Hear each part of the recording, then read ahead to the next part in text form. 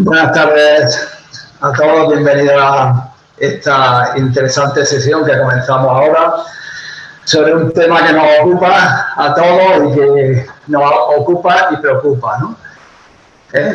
La misa la moderamos la doctora Marifé Alcocha, del Hospital de Basurto de Bilbao, y yo, Luis Tercedor, de Granada.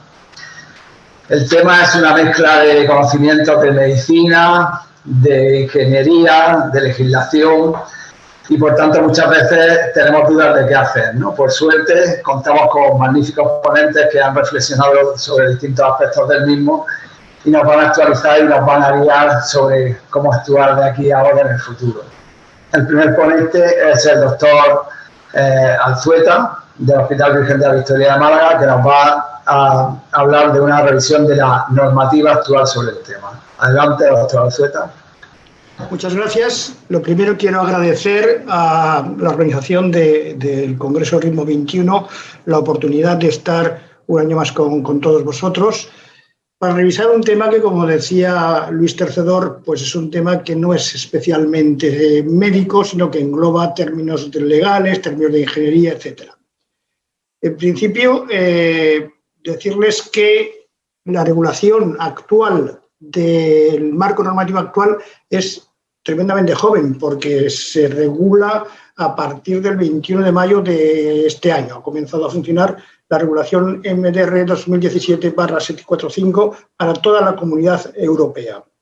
Esta regulación lo que hace es que previamente había dos directivas europeas, una para los implantes activos, que son los que nosotros utilizamos, que es la normativa 90/385 y la normativa 93/42, que todas son derogadas cuando comienza la normativa que se ha empezado a aplicar en estos momentos y que su marco normativo se va a seguir desarrollando quizás hasta el próximo año. ¿Cuál es el objetivo? El objetivo de esta nueva normativa es aumentar la seguridad del paciente. Aparentemente las directivas previas estaban obsoletas y necesitaban reforzar la seguridad tanto de los pacientes como de los usuarios del sistema y corregir las deficiencias y las lagunas y potenciar la innovación y la competencia de la industria europea, facilitando además un acceso más ágil al mercado. Por tanto, todo esto es lo que crea este nuevo marco regulador.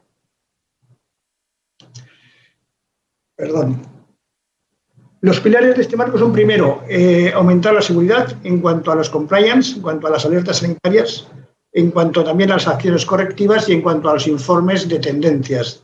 Desde este punto, además, esta nueva normativa permite la innovación, introducir nuevas tecnologías y aclarar las dudas en toda la cadena de mercado. Y por otra parte, es transparente porque tiene una base de datos a nivel europeo que es UDAMED, donde se registra cualquier tipo de sistema electrónico que esté certificado o que esté en vigilancia o que esté a nivel incluso de investigación. ¿Qué entiende la Agencia Española del Medicamento por incidente? Pues entiende por incidente cualquier funcionamiento defectuoso o fallo o deterioro de las características de cualquier producto, así como cualquier deficiencia también en el etiquetado o en las instrucciones de utilización que pueda o haya podido dar lugar a la muerte o al deterioro grave del estado de salud de un paciente o de un usuario.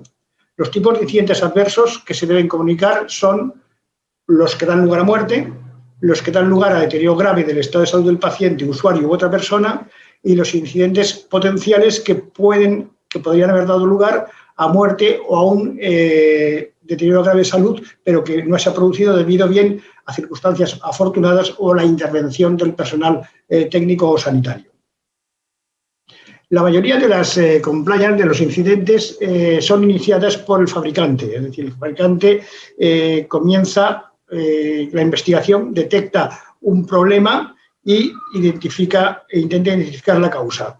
Cuando la empresa, la industria, se da cuenta del incidente, tiene que la empresa no es la empresa local, sino que tiene que ser la empresa madre, el Instituto de Seguridad de la empresa, el que abre el incidente, y entonces ese incidente se notifica a la Agencia Española del Medicamento, y quien hace un registro del incidente y evalúa dicho incidente y a los profesionales sanitarios. Cada profesional sanitario identifica y se describe el incidente, y en cada centro hay un responsable local de esa incidencia. En pocos casos, sin embargo, el incidente puede estar iniciado por el profesional sanitario, quien lo comunica a las comunidades autónomas y a la industria. Pero lo normal es que la mayoría de los incidentes sea la industria quien los notifica. ¿Y qué acciones correctivas? Pues una vez que el incidente se ha provocado, las acciones se notifican por una nota de seguridad que puede incluir la retirada o devolución del producto, la modificación del producto, el cambio de un producto por otro, la destrucción del producto o unas recomendaciones del fabricante en cuanto a un cambio de uso del producto. Cuando el incidente comienza, es el safety officer de cada compañía el que revisa el problema, identifica el origen y bloquea los productos afectados y comunica a las autoridades competentes. Las autoridades competentes, a través de una carta que las autoridades competentes tienen que aprobar, la carta tiene que ir idioma local, lógicamente, y una vez que está aprobada esa carta es cuando se notifica esa acción correctiva a la red de ventas, a la distribución a los usuarios con acuse de recibo y se comienzan las acciones que se van a intentar luego continuar con la coordinación centralizada por la Oficina de Seguridad de la Industria. Evidentemente, la Oficina de Seguridad de la Industria no es un ente independiente, es un ente que forma parte de la organización de la industria, pero ellos están sometidos a múltiples auditorías. De tal forma que cuando se genera una alerta y se comunica a la Agencia Española del Medicamento, esto llega a las comunidades autónomas y a los centros sanitarios. Pero no solo son las acciones correctivas de seguridad las que se están notificando con esta nueva normativa, sino también se están vigilando incumplimientos del reglamento, como por ejemplo falsificación de productos, etc. Este es un ejemplo de, en todas las páginas web de las diversas compañías tienen las curvas de supervivencia de sus productos, en los cuales, se va viendo cómo la supervivencia acumulada de cada producto. Este es un ejemplo. Y aquí os muestro otro ejemplo de otra compañía. Lo que yo no he logrado nunca, y he preguntado a todos, es que me respondan cuál es la N estadísticamente significativa para que un producto pase de ser una cosa que no hay que notificar a que pase a ser una incidencia que se debe notificar. Nadie ha sabido responderme a esta pregunta. Eso lo decide el Safety Board de cada empresa, pero ni los propios ingenieros que trabajan en el sistema, al menos en España, han sabido contestarme cuál era ese número magnífico que hacía que algo que pueda ser entendido como normal pase a ser una alerta sanitaria. También, vigilar su informe de tendencias, por ejemplo, un aumento estadístico de fallos que podían ser relativamente normales, pero que aumentan en la incidencia, o que pueden ser también dentro de considerado normal, como la trombosis de un stent, pero que el aumento de la incidencia de esto hace que sea un problema de alerta sanitaria, y todo esto se comunica en la página web que os muestro abajo. En conclusión, lo que la nueva normativa pretende es una mejor trazabilidad del producto, un mayor control de los organismos notificados, introduce unas nuevas normas de clasificación, fortalece la vigilancia del mercado y el seguimiento posautorización, se investiga también y se está metida también en los temas de investigación clínica, y además redefine las obligaciones tanto para la industria madre como para los representantes autorizados y los distribuidores, cosa que anteriormente no ocurría. Por tanto, son responsables tanto el fabricante como los importadores como los distribuidores. Muchas gracias. Muchas gracias, doctor Alzueta, y buenas tardes a todos. Antes de pasar al siguiente ponente, recordar a la audiencia que puede mandar preguntas a través del chat habilitado en la página de la emisión. Y ya pasamos al siguiente ponente, que es el doctor Miguel Ángel Arias Palomares, del Hospital Virgen de la Salud de Toledo, que en este caso nos hablará de qué ha ocurrido con los problemas de los generadores y los electrodos. Cuando quieras, Miguel Ángel. Hola, buenas tardes. En primer lugar, también agradecer la invitación al Comité Científico de este Congreso Ritmo 21. Y bueno, yo para esta charla, lo primero que, cuando recibí el título, dice, ¿qué ocurrió con los problemas de generadores y electrodos? La primera reflexión que tuve, dije, algo me he perdido, ¿no? Porque parece como que habla ya en pasado, cuando en realidad pues es algo con lo que hemos vivido en el pasado, vivimos ahora, y no hace falta ser... A ver si puedo... Ahora, no hace falta de ser un adivino para saber que esto es algo que va a ir increciendo, entre otras cosas porque cada vez implantamos más desfibriladores, implantamos más marcapasos, además estos incorporan mayores avances tecnológicos, algoritmos cada vez más complejos, tenemos nuevas tecnologías, en los últimos años hemos incorporado marcapasos sin cables, DAI subcutáneo, etcétera, etcétera, y todo lo que viene. Y como digo, no hay que ser un adivino para saber que también todo lo que viene, y como es inherente a la tecnología, pues va a ir acompañado de diversos avisos de seguridad. Por tanto, de anecdótico tiene poco y de pesadilla, en mi opinión, pues tiene bastante. Una cosa que hace un poco diferente al tema de los implantables respecto a otro tipo de productos sanitarios es que el riesgo para el paciente, lo que marco yo aquí con una línea roja, es que empieza desde el momento que lo implantamos, cosa que para otros productos, pues a lo mejor si en ese uso no ha habido ningún problema, probablemente el paciente deja de tener riesgos, pero para algunos de los avisos de seguridad en dispositivos implantables, el momento del implante marca el inicio del riesgo, obviamente hasta que no tenemos noticia de él, pues no lo sabemos, pero en muchos casos, y es por ejemplo el caso de los avisos de seguridad de electrodos, este riesgo va a acompañar al paciente probablemente en algunos casos hasta el final de sus días, lo cual pues es un tema bastante complejo y que, como digo, a veces se nos convierte en una pesadilla. No es un problema anecdótico, como ya decía. Fíjense que si vemos en este listado, esto es hasta el año 2019, los 10 principales avisos de seguridad en Estados Unidos por número de pacientes afectados, vemos que en nuestro campo, del que estamos tratando aquí en esta charla, hay 3 de ellos. O sea que realmente estos 10 son 10 avisos de seguridad de lo que la FDA llama clase 1, es decir, aquellos que pueden tener compromiso para la vida del paciente. Y uno diría, bueno, y nosotros tenemos muchos avisos de seguridad, pocos. A mí, en mi vida diaria, me parece que son muchos, porque me afectan directamente, como creo que nos afectan a todos, pero yo pregunté al director de la unidad de calidad de mi hospital que cuántos recibía en un año, ¿no? Porque digo, siempre que viene a contarme uno, parece que son siempre los míos, ¿no? Realmente me dijo que en un año que llevaba él al frente había recibido 300, pero esto yo creo que para mí, los que tenemos, pues no son pocos, ¿no? Realmente son preocupantes y hay que tenerlos en mucha consideración.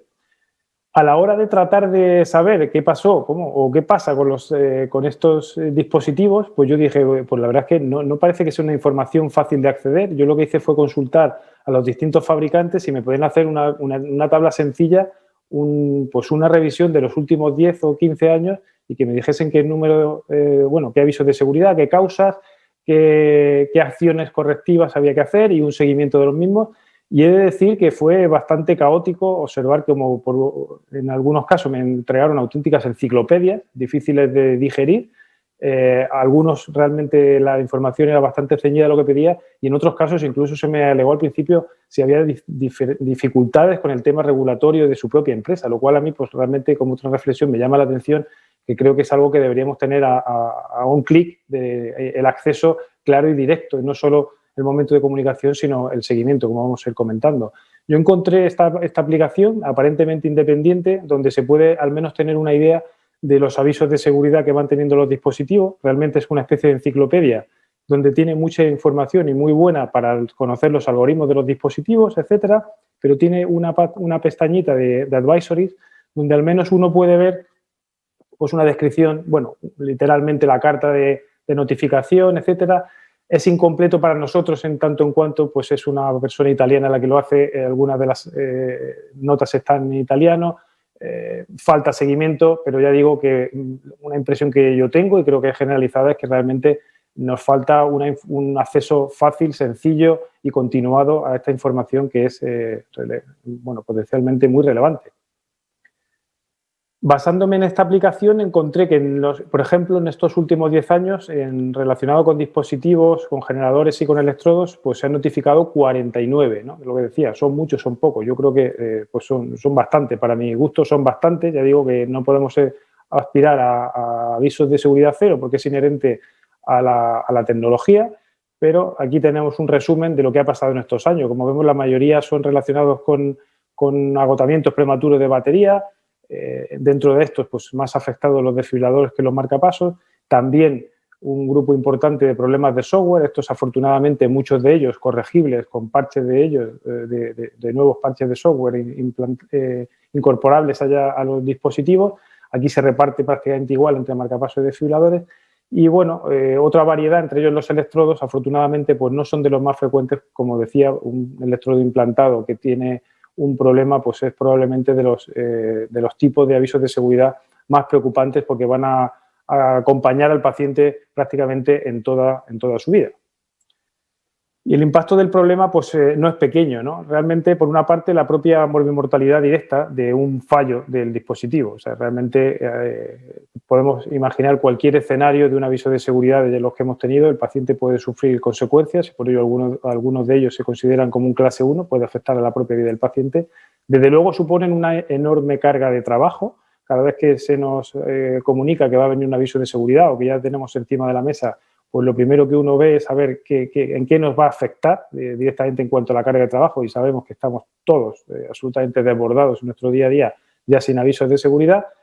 Tiene una serie de implicaciones económicas para el sistema sanitario, también para la propia empresa, etcétera, psicológicas para el paciente. En algunos casos incluso los pacientes pueden llegar a enterarse, algo que no debiera ser, pero hasta por la prensa, de que tiene un problema de seguridad de su dispositivo. Como decía, el pronóstico a largo plazo puede verse afectado en determinados avisos de seguridad. La empresa, obviamente, como decía el doctor Alzueta, pues es la primera que está interesada en hacer la notificación y en perseguir si tiene algún problema para comunicar estos avisos de seguridad, pero puede tener problemas de todo tipo, de reputación, económicos, etcétera. Pero también puede ser una oportunidad de mejora y, como ejemplo, por decir uno, el tema del LIA, ¿se acuerdan del electrodo Spring Fidelis? Que fue un aviso de seguridad pues muy sonado, y eso fue una oportunidad de mejora para sacar un algoritmo que previene ahora y está incorporado en el resto de familia de dispositivos la rotura de los cables. La carga de trabajo, como decía, pues puede ser con los avisos de seguridad tremenda. Este es un trabajo de un centro británico en el que, fíjense que en un seguimiento de 10 años, prácticamente un tercio de los pacientes que siguen en esta clínica de dispositivos está bajo el paraguas de un aviso de seguridad, ¿no? Y otra reflexión que yo me hago en esto, cuando pongo aquí a la derecha el consentimiento informado que utilizamos en mi centro para un implante de un desfibrilador, pues decimos en qué consiste, qué riesgos tiene, para qué sirve, pero realmente nunca hacemos referencia a la posibilidad de que pueda haberse afectado por un aviso de seguridad, y realmente las complicaciones del implante van a ser muy bajas y, sin embargo, la posibilidad de verse afectado por esto, por un aviso de seguridad, es muy alta, y yo creo que es algo que deberíamos reflexionar. No sé si en algunos centros se incorpora, desde luego es mi experiencia personal, pero creo que bien merecería una conversación con el paciente, incluso plantearse la posibilidad de que esto se incorporase en los consentimientos informados de estos procedimientos, ¿no? El impacto clínico, como decía, pues es muy variado, desde pequeño en cuanto a correcciones, además que con software, etcétera, pero luego pues hay de lo más variopinto. Cuando tenemos un cable disfuncionante y se nos dice que se puede quitar o no se puede quitar, obviamente la decisión la tenemos nosotros. Ahí vamos a valorar una serie de variables como la del paciente, su expectativa de vida, cómo tiene el cable, si ya tiene algún problema o no lo tiene, oclusión del sistema vascular, etcétera, etcétera, etcétera. Y tenemos literatura variada, por ejemplo, que también hay que saber leer, porque dice, por ejemplo, un cable, bueno, pues si lo extraemos, la mortalidad asociada a la extracción del cable, de este cable con un aviso de seguridad, no fue superior a la extracción normal, pero es que en condiciones normales ese cable no lo habríamos traído. Lo mismo con los generadores. Un generador con un potencial agotamiento prematuro, un paciente dependiente, dice, no, bueno, los recambios de estos dispositivos no fue peor que los recambios normales, pero sabemos que los recambios en sí suponen un mayor riesgo para el paciente y, como decía, este tipo de actuaciones pues pueden modificar el pronóstico del paciente, su pronóstico vital a largo plazo, ¿no? Desde luego hay mucho margen de mejora. Espero que, como ya nos decía el doctor Alzueta, con el nuevo marco regulatorio, pues las cosas también vayan mejorando. Este es un ejemplo, está publicado en el año 2020 en relación a un aviso de seguridad de un marcapasos de resincronización, en el cual en la discusión se hacen estas aseveraciones que son bastante contundentes, ¿no? Por una parte, que ni el fabricante ni la FDA desde el principio entendieron cuáles eran los riesgos clínicos y había muertes ya con este aviso de seguridad, lo clasificaban como un tipo 2, y luego que había información previa, que la información que se aportó fue incompleta, se habló de una parte de este aviso de seguridad, pero no del todo, y de luego, como ya decía, faltan actualizaciones, ¿no? Entonces esto es algo que habrá que ir mejorando, ¿no? Los actores implicados pues son muchísimos, la empresa desde luego. Una impresión que yo tengo es que está muy focalizada en su protección, nos hacen firmar un consentimiento informado lo antes posible y cuando leemos la carta a veces pues es difícil de entender. Realmente se ve que hay una protección legal y hay más abogados detrás de esta carta que clínicos. Como decía, nos supone una importante sobrecarga de trabajo. No tenemos los recursos para hacer frente a dar respuesta a esta avalancha de avisos de seguridad, porque para mí sí que son bastantes. Y desde luego probablemente estamos mirando de reojo y no estamos mirando de frente al problema, entre otras cosas porque tampoco tenemos una medicina excesivamente judicializada. Probablemente si esto cambia tendremos que dejar de mirar de reojo y mirar de frente al problema, porque nunca tendremos que olvidar que el médico es el último responsable de las decisiones con los pacientes, independientemente de que de momento sea la empresa la que parece que lleva la voz cantante en este problema. La monitorización remota, desde luego, está siendo una ayuda importante, pero también hay que dotar de medios a las unidades para que sea realmente eficiente. Esto nos permite tener bases de datos grandes y más independientes a la hora de conocer realmente el problema de un aviso de seguridad en concreto y también monitorizar todo tipo de nuevos algoritmos, etcétera. Y como conclusión, pues yo diría que los avisos de seguridad, pues desde luego, son un problema creciente con el que tenemos que convivir. Hemos convivido y vamos a seguir conviviendo. Los médicos somos los últimos responsables en la toma de decisiones, algo que no tenemos que olvidar y, por tanto, yo creo que deberemos ser una parte activa en todo su proceso, mucho más de lo que estamos siendo hasta ahora. Muchas gracias. Muchas gracias, Miguel Ángel. A continuación, el doctor Rafael Peinado del Hospital La Paz de Madrid nos va a hablar de los avisos de seguridad en sistemas y catéteres de ablación. Rafa, cuando quieras.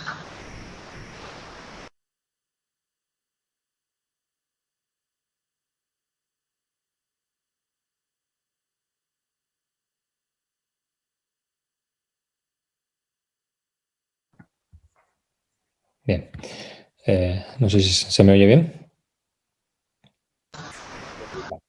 Bien, buenas tardes a todos. Gracias también al comité organizador de Ritmo 21 por su invitación a participar en esta mesa redonda.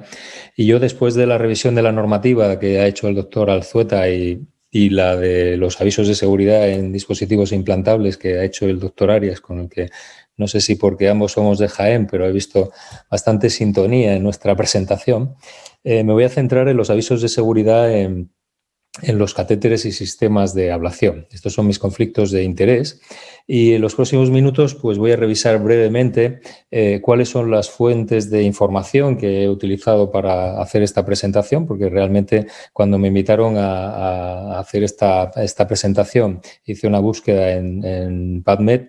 Realmente los artículos que encontré relacionados con esto fueron 4, de los cuales 3 no estaban relacionados con catéteres de ablación cardíaca.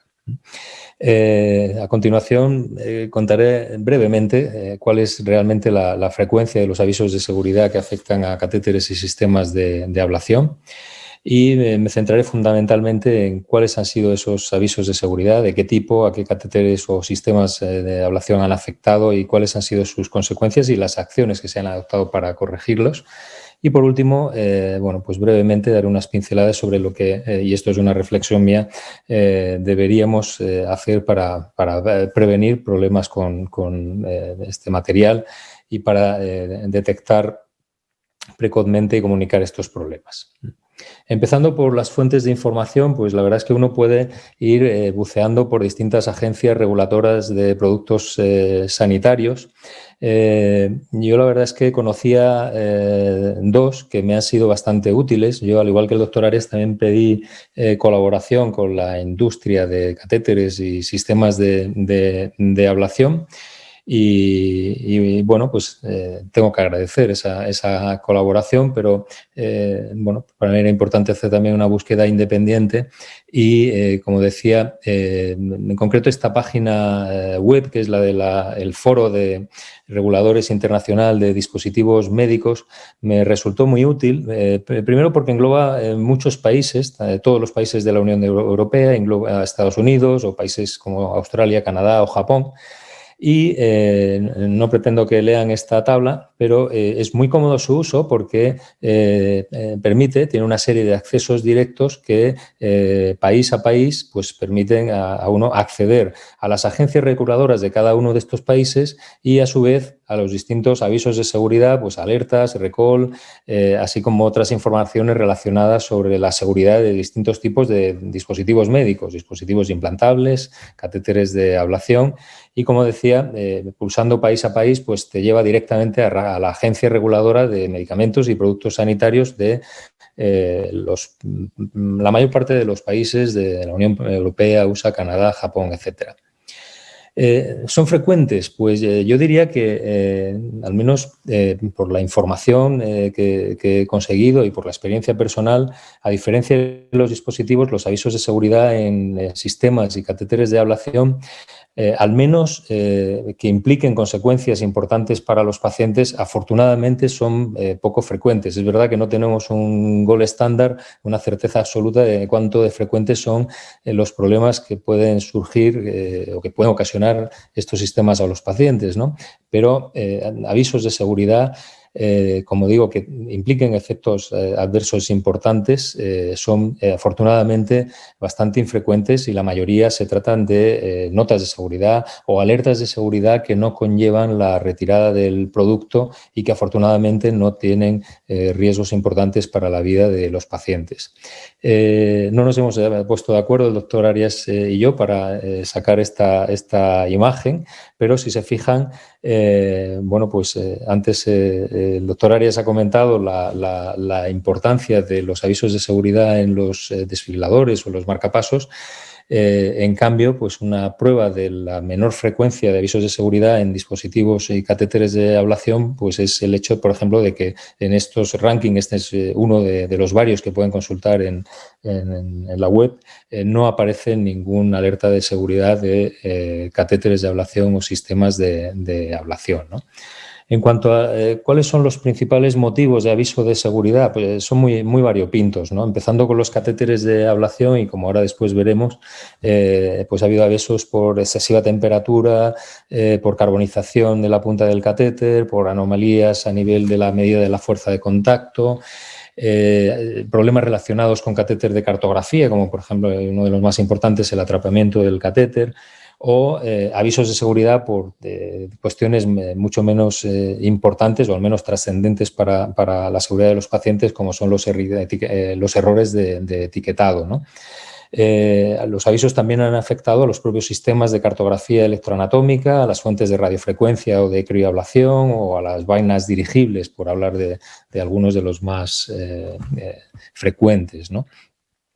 No pretendo abrumarles con datos. Aquí están las diapositivas, si alguien quiere consultarlas con mayor detalle, ¿no? Pero he seleccionado pues, una serie de avisos de seguridad enfocándome en los últimos 10 años y en los distintos problemas que acabo de enumerar, ¿no? Para hacernos una idea de cuánto, digamos, de diferente ha sido la importancia de los problemas a los que hacían alusión estos avisos de seguridad. Y así, por ejemplo, problemas con los catéteres de ablación, pues ha habido problemas importantes, por ejemplo, con la temperatura, con catéteres que allá por el 2015 motivaron pues, problemas o eventos adversos tan importantes como un aumento de fístulas atriosofágicas con este catéter de ablación, en la que debido a que se medían temperaturas inferiores a los reales con la fuente de radiofrecuencia, pues se produjeron una incidencia de fístulas por encima de lo esperable, ¿no? Lo mismo ocurrió con este otro aviso de seguridad relacionado con carbonización en la porción proximal del electrodo de un catéter, que también motivó la retirada de los lotes de producto. Tengo que comentar que muchos de estos avisos de seguridad no afectaron a nuestro país. Realmente esto es una búsqueda, como digo, de esa metabase de datos que me ha permitido encontrar avisos que nosotros desconocíamos porque se habían producido con lotes de productos que se han comercializado en otros países, ¿no? Otros avisos de seguridad, en cambio, son más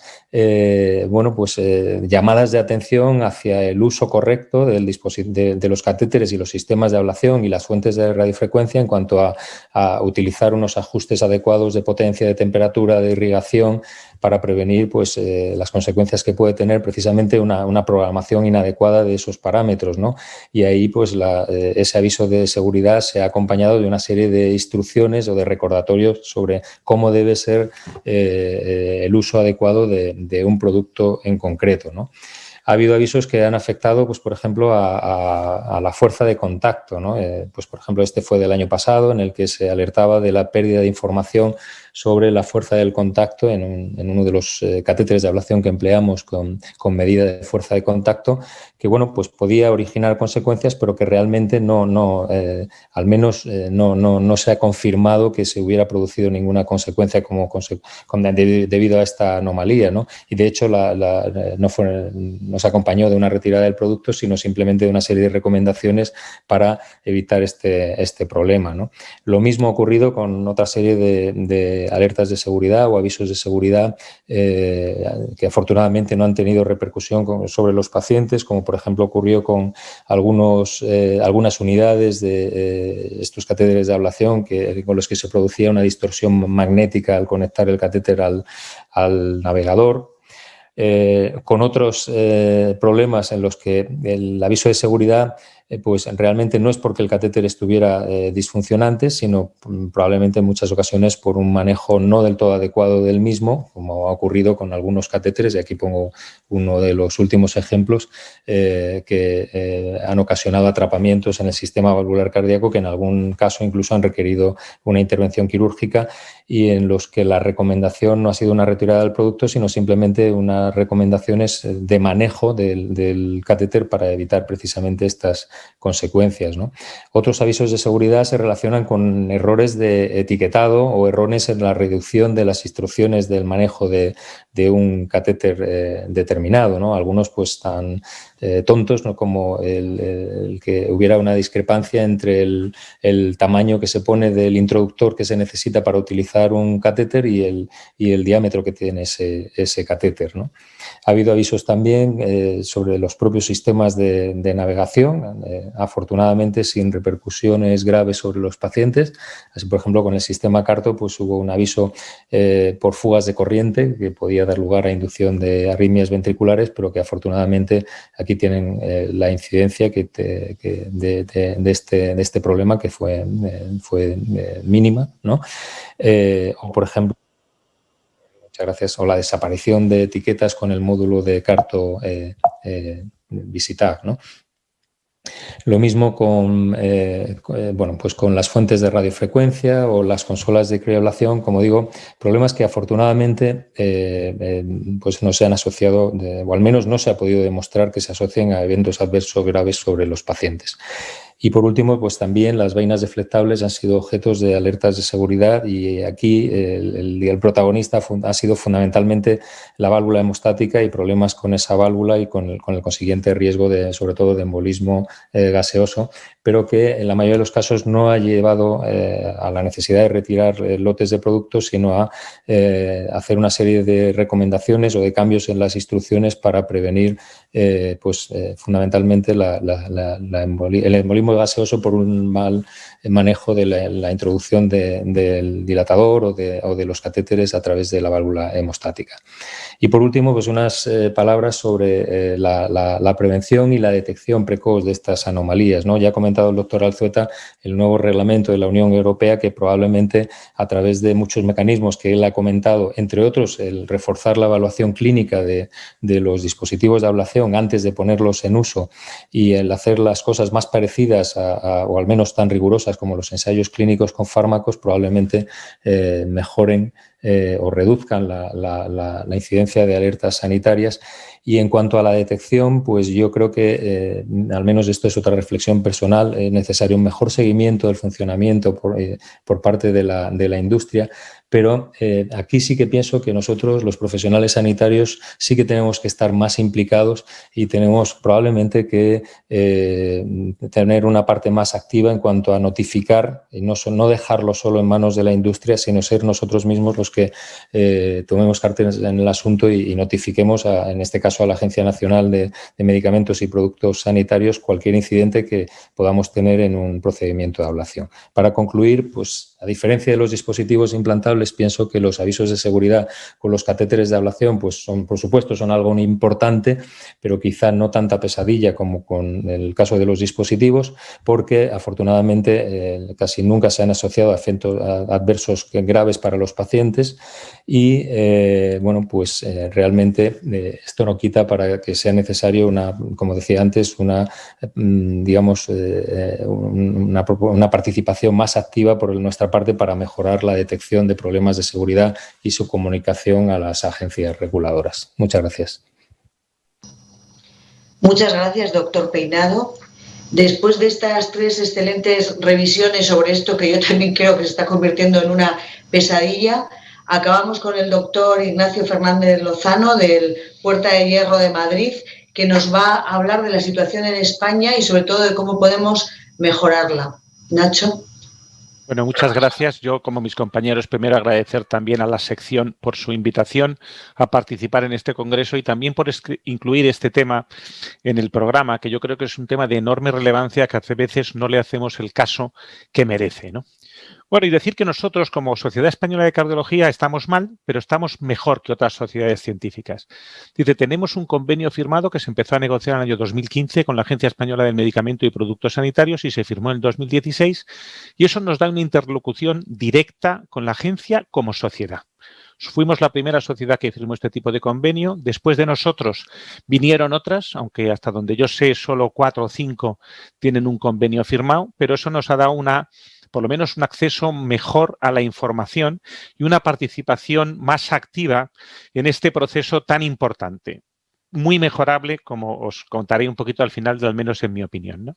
Bueno, al menos somos interlocutores directos de los IPT y además no somos interlocutores directos como médicos, sino que lo somos como sociedad. Es decir, es muy importante cuando uno va a la comunidad autónoma o al ministerio ir como la sociedad, porque cuando uno va como un experto, pues a veces le ponen una mesa con 15 expertos que son del ministerio, que son funcionarios o que son personas que están elegidas ahí precisamente por sus opiniones y no tiene la misma potencia que si uno es un representante científico elegido por la sección de electrofisiología, la asociación del ritmo cardíaco o la sección de marcapasos, para ir allí, porque entonces está hablando en nombre de todos sus compañeros y se le va a escuchar siempre más. El convenio nos ha permitido también tener una colaboración estrecha en los registros de marcapasos y DAIs de la sociedad y la participación incluso económica del ministerio, de la agencia en este caso, en su financiación, nos permite participar de manera directa en las guías de notificación y también tener cierta influencia, menos de la que deberíamos tener y menos de la que a mí me gustaría, en el manejo de los avisos de seguridad. Bueno, y los avisos de seguridad, como habéis visto, afecta a todo tipo de productos cardiológicos, pero sobre todo los nuestros, sobre todo los marcapasos, desfiladores y holter insertables. Son con mucho los que más están afectados. Nos hablaba Miguel Ángel Arias de la página web italiana, de la aplicación italiana del ePacemaker, creo que él decía 56 tenía registrados avisos de seguridad en la última década. Fijaros, aquí en 7 años de convenio, desde que empezamos a negociarlo, tenemos 76. Y aunque no todos son de marcapasos o de desfiladores o de electrodos, son 56 los que tenemos solo de eso. No, perdón, 62 los que tenemos en 7 años. Y además, estos son solo los tipo 1. Rafa nos ha contado muchos recall tipo 2, de eso no estamos hablando con estos datos, solo de los recall tipo 1, como veis son muchos y afecta a todo tipo de dispositivos, pero la mayoría los nuestros. Hay algunos de válvulas, algunos con fármacos, algunos con asistencias, algunos con estén endovasculares, nos pasan incluso algunos que no son nuestros, que son de los cirujanos vasculares o de los cirujanos cardiovasculares, pero a veces nos los pasan a nosotros para que busquemos el interlocutor adecuado. Bueno, y decir que un recall de seguridad pues es algo muy importante y yo lo comparo siempre con esto. Un recall es una cucaracha, algo feo, sucio, que está ahí y que nadie quiere ver. Y ni siquiera los entomólogos, ¿eh? Y sin embargo, pues es un bicho súper resistente que alguno dice que está antes de los dinosaurios y que probablemente sobrevivirá con muchos millones de años a nuestra extinción, ¿no? Y el recall yo creo que le va a pasar lo mismo. El doctor Alzueta decía que no entendía muy bien cuál era la N para considerar un recall, para que la industria considere un aviso de seguridad tipo 1 o 2, y yo creo que la N baja en función de la gravedad. Es la industria la que decide cuándo comunica algo. Han tenido algunas compañías problemas muy severos por comunicarlo tarde, con marcapasos y con desfibriladores, pero en general intentan comunicarlo cuanto antes. Y comunicarlo cuanto antes por una cosa que nos ha dicho muy bien Miguel Ángel Arias, y es por hacer al médico responsable de todo el proceso y liberarse de responsabilidad. Cuando tenemos un recall, sobre todo al recall más grave, uno de los mensajes que siempre recibimos es que son muy pocos.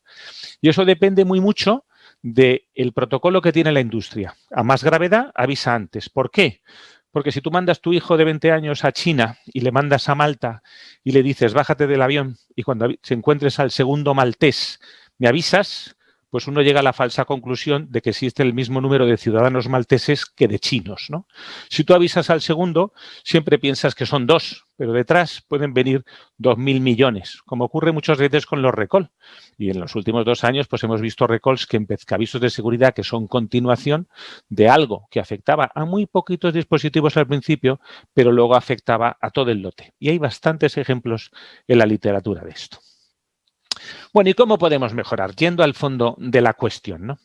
Bueno, la industria tiene algunos defectos. La primera es que, como ha dicho muy bien el doctor Arias, la primera prioridad es la legal. Yo estoy convencido que las notas de seguridad las redactan 10 personas, de las cuales 8 son abogados, con lo cual son difíciles de entender, tienen información que hay que mirarla al trasluz, medio oculta, y desde luego muchas de ellas son cualquier cosa menos claras.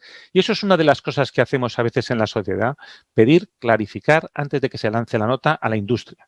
A veces lo conseguimos, a veces no. A veces, bueno, pues no encontramos incluso cosas que deberíamos haber visto. La segunda prioridad de la industria, desde luego, es el marketing. La tercera es el negocio, con lo cual esas son las prioridades con las que va a manejar un recall en la gran mayoría de los casos. Sin embargo, en su favor hay que decir que es la única que aporta recursos. Probablemente porque también se lo van a pedir. Si no los aportan un poco voluntariamente, se lo van a pedir. Pero la comunidad autónoma no aporta recursos. El gerente no aporta recursos. Si tú necesitas una enfermera para hacer home monitoring muy intensivo a una serie de pacientes con un recall, el gerente no te los va a dar. Ni tu jefe de servicio ni la comunidad autónoma. El único que te puede ayudar con un recurso adicional o te puede ayudar a buscar en las bases de datos es la industria. Eso en su favor. El ministerio. Bueno, pues el Ministerio, a pesar de 7 años de trabajos con ellos de manera estrecha, pues tiene una comunicación de los recalls aleatoria. Es decir, los recalls es muy complejo. Yo llevo 7 años en esto y no he conseguido enterarme de exactamente cuál es la vía de comunicación, porque a veces te enteras por Mescape. A veces te enteras por Twitter, a veces te enteras por el ministerio 5 días antes, a veces te enteras por la industria o a veces te entera porque te lo cuenta un compañero europeo. Nosotros, bueno, yo tengo algunos amigos europeos, sobre todo en Inglaterra, en Alemania y en Italia, que están un poco también encargados de estos y a veces me han avisado en Italia 3 días antes de que me avise pues el ministerio, cuando esto teóricamente lo comunica la EMA.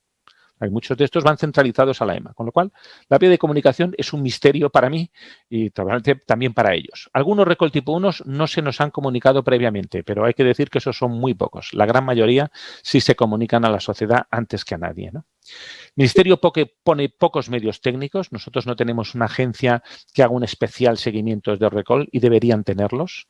Y pone muy poquitos medios. Se maneja un poco funcionarialmente. Cuando esto se comunica, ya está. No hay que hacer un voto de los pasos técnicos. No tenemos ningún seguimiento.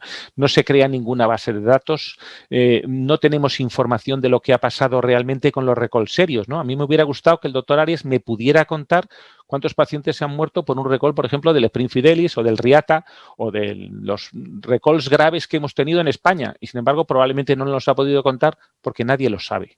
No tenemos una buena base de datos y no tenemos un buen seguimiento. Y esto lo debería liderar el Ministerio. Y la realidad es que no lo hace. Por ejemplo, tenemos algunos avisos de seguridad serios también, en los cuales la recomendación que está muy clara es que el paciente tenga un seguimiento remoto estrecho. Y eso es seguridad del paciente. Y sin embargo, los centros que lo hacen, pero los centros que no hacen seguimiento remoto, nadie les conmina o les presiona un poco o les ayuda o les pone para hacerlo. Sigue siendo una voluntad del médico. Con lo cual, muchas veces la industria lo comunica, se lava las manos y el médico, que es el final responsable, a veces no actúa lo suficientemente bien y no hace lo que debería hacer. Y el ministerio, que debería ser el organismo al final garante de la seguridad de los pacientes, tampoco hace ninguna medida destinada a que, yo qué sé, pues por ejemplo, una compañía de seguros que pone marcapasos, llega un recall, las compañías de seguros privadas en general no dan home monitoring a sus pacientes, ni se lo incluyen. Pues a lo mejor a los que tienen un recall habría que obligar a SISA a que lo hiciera, o a Sanitas a que lo hiciera. ¿Y eso quién lo va a hacer? ¿Yo? No, que me echan de Sanitas. Esto lo tendría que hacer el ministerio. Bueno, pues no lo hace, ¿no? Y luego está nuestro papel, que tenemos un papel relativamente activo y que, como todo, es mejorable. Primero, yo creo que los médicos tenemos un poquito de falta de conciencia, ¿no? Y yo creo que los ponentes que estamos en esta mesa, pues yo creo que sí que tenemos mucha conciencia de este problema, pero en mucha parte de la comunidad médica el recall es algo que aparece con un problema, cuanto menos caso le hagamos, mejor. Y muchas veces también nos pasa como los médicos americanos, a pesar de que no tengamos una presión judicial como ellos tienen, pues hay veces que pasa un problema con un enfermo y cuanto menos se airee, mejor, ¿no? Mejor para todos, mejor para el paciente, para la familia, para una posible demanda. Y sin embargo, eso no nos ayuda a mejorar o no nos ayuda a mejorar la seguridad de otros pacientes que pueden tener un problema parecido. Y luego, ante la ausencia de liderazgo, yo he defendido durante los últimos años que quizá esto lo teníamos que hacer nosotros. Si el ministerio no lo toma, probablemente, como ha pasado con tantas otras cosas, como por ejemplo con los registros, esto lo debería liderar la SEC. Y ante un recall tipo 1 serio, nosotros desde la sección deberíamos liderar un registro voluntario, pero intentando hacer la máxima información y educación, iba a decir presión, pero no me parece una palabra muy adecuada, a nuestros socios para que participaran y aportaran datos en estos registros de seguridad, porque es la única manera de que al final lográramos saber realmente qué es lo que está pasando y de qué problema estamos hablando. Y eso es todo. Muchas gracias por vuestra atención. Muchas gracias, doctor Lozano. Igual podemos vernos todos en una pantalla, ¿no? Que nos veo a todos.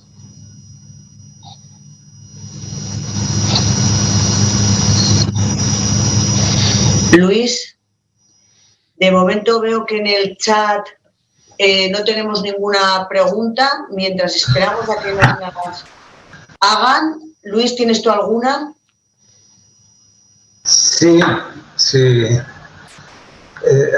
A ver, por reflexionar en la parte que nos corresponde más inmediatamente, ¿no? Como profesionales clínicos e intervencionistas, ¿no?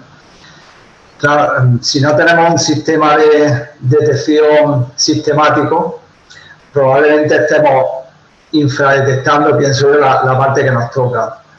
Por ejemplo, yo pensaba mientras Rafa nos contaba las posibles complicaciones con los sistemas y catéteres de ablación, ¿no? Si una de las posibles complicaciones derivadas de un problema del dispositivo es un embolismo o un taponamiento, que son complicaciones típicas, por suerte infrecuentes, de nuestros procedimientos, ¿cómo podemos dirimir qué parte corresponde al paciente, al facultativo y qué parte al dispositivo? No sé, ¿qué se os ocurre acerca de esto?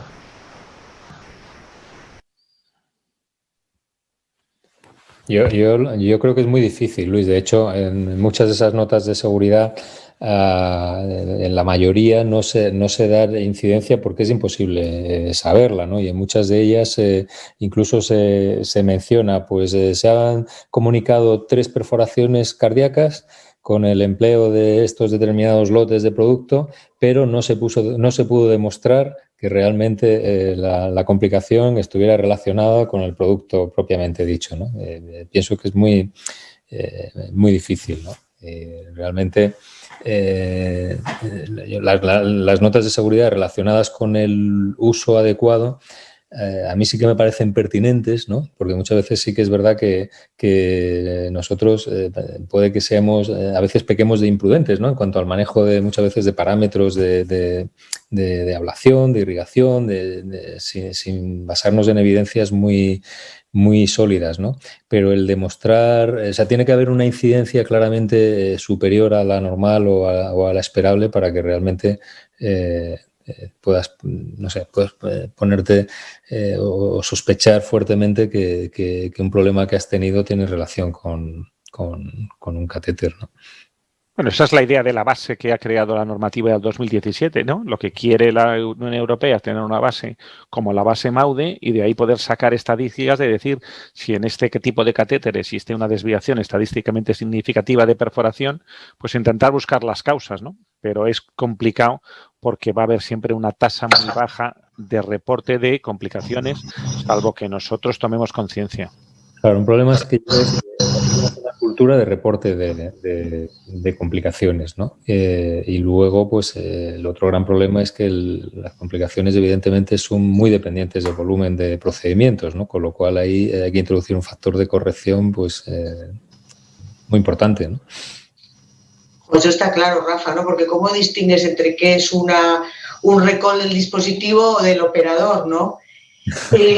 Claro, oyendo a Nacho, se me ha ocurrido una cosa. No tenemos ningún registro en el que sepamos qué hace la gente cuando recibe un recall, ¿no? Sobre todo de dispositivos. No hay una forma de saber cómo actuamos cada uno cuando recibimos esas listas horribles de pacientes a los que hay que hacerles, pues yo qué sé qué.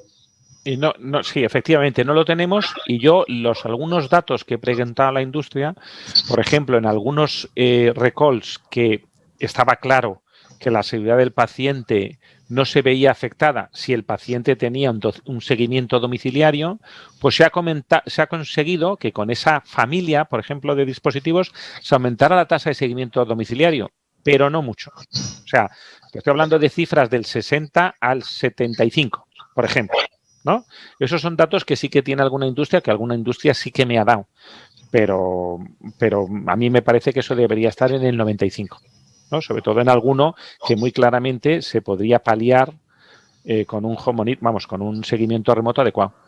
Que todavía es muy bajo en este país, ¿no? Sobre todo en marcapasos. Sí, sobre todo en marcapasos. Y una pregunta para todos de índole práctica. ¿Cómo se lo decís a los pacientes? Porque ese es un tema, la pelota siempre está en nuestro tejado, ¿no? Si se lo decís siempre, ¿cómo lo enfocáis? Bueno, yo como comentaba, a mí me parece que no se lo decimos, o sobre todo no les decimos que están en riesgo de que pase, ¿no? Eso en general.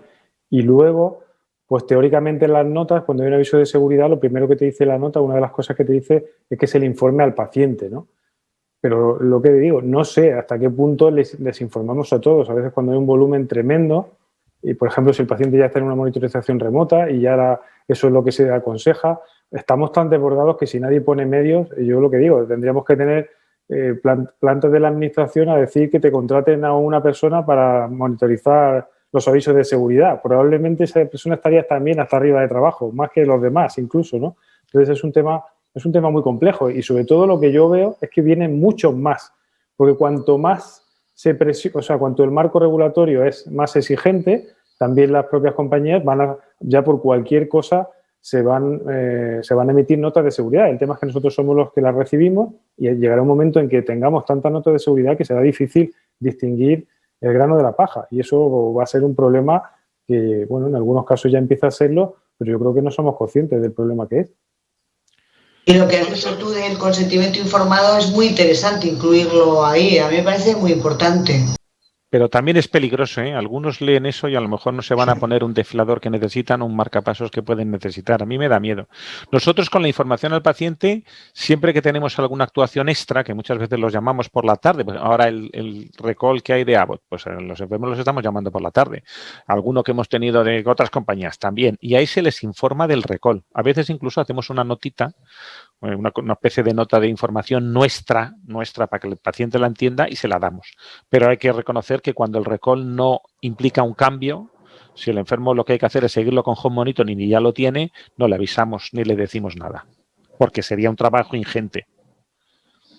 Yo quería hacer un comentario sobre la firma por nuestra parte, de los recall, porque antes era la industria quien te mandaba el papelito y tú lo firmabas o no, pero últimamente, al menos en nuestro medio, aparte del papelito de la firma, es la plataforma de compras y la dirección médica del hospital quien te manda un informe y te exige que tú asimismo les mandes firmado el recall y les diga las acciones que has realizado. Y lo cual es un cambio sustancial con la situación previa que teníamos hace 2 años, en los cuales únicamente la firma del papelito de la industria, ¿no? Y en cuanto a lo de decirle a los pacientes, depende del tipo de recall, eso está claro. Es decir, como decía Nacho, si el recall es simplemente que un paciente que está monitorizado hay que ver el voltaje de la batería, etcétera, pues no se le dice nada. Si el recall es más gordo, sí, evidentemente. Sí, pero a lo mejor la pertinencia es, lo que yo propongo es que se diga no cuando ya hay un recall, sino que este tipo de dispositivos no hay que, igual que les decimos cuando hay cualquier tipo de procedimiento intervencionista, en el consentimiento, pues aunque sea raro, mencionamos que se puede hasta morir, porque es que raramente pasa, ¿no? Entonces, ¿cómo no vamos a mencionar una cosa que pasa casi en 1/3 de los pacientes? O sea, no se le va a decir que es que le va a cambiar, pero al menos que cuando lo oigan no digan, pero ¿qué me están contando ahora? ¿No? Simplemente no se trata de asustar a nadie, pero igual que en cualquier consentimiento, cuando uno lee las complicaciones, pues probablemente dedicamos menos tiempo, por lo que yo digo, también tenemos una medicina menos judicializada y empleamos menos tiempo que, por ejemplo, hacen nuestros colegas norteamericanos, donde tienen una medicina judicializada y se tiran media hora informando a un paciente antes de hacer un procedimiento, ¿no? Y eso no es casual. Aquí todo va más rápido, pero también porque parece que tenemos menos peligro, pero yo creo que el informar al paciente de esa posibilidad, que a lo mejor no es nada, a lo mejor no va a cambiar la actitud y no es nada, pero a mí sí me parece pertinente. Muy bien, pues muchísimas gracias a todos los ponentes por clarificarnos este aspecto que está claro que anécdota no es y que esperemos que con todas las potenciales soluciones y el trabajo excelente que se está haciendo no se convierta en pesadilla en el futuro. Muchas gracias a todos, buenas tardes y esperemos vernos muy pronto. Muchas gracias a todos, también por mi parte. Gracias.